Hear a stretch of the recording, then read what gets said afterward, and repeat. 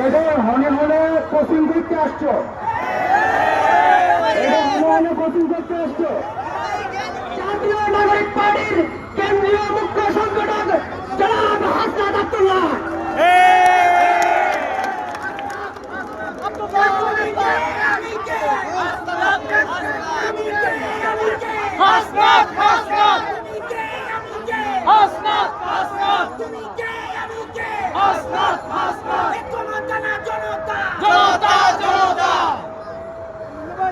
এদের হনে হনে কোচিং করতে আসছো, এদের হনে হনে কোচিং করতে আসছো।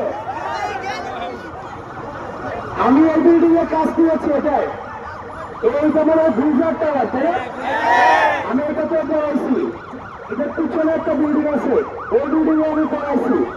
এখানে জামান হুজুর মনে হয় আছে, এখানে জামান হুজুরের রাস্তা করে এই 3টা বিল্ডিং এ পড়ানোর অভিজ্ঞতা আমার আছে। এই চকবাজারে হচ্ছে আমাদের স্বপ্ন, আমরা এখানে নিয়ে আসি।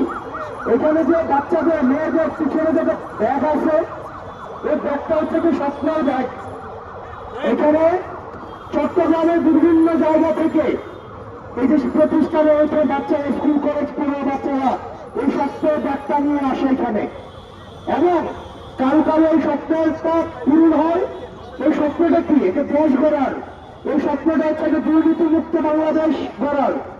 আমি আমার বাচ্চাদেরকে শিখাতাম কিভাবে নিজের বাবার কামাইকে প্রথম কষ্ট করতে হয়। নিজের পিতাও আপনি আপনার ঘর থেকে শুরু করতে হবে দুর্নীতি বিরোধী অভিযান।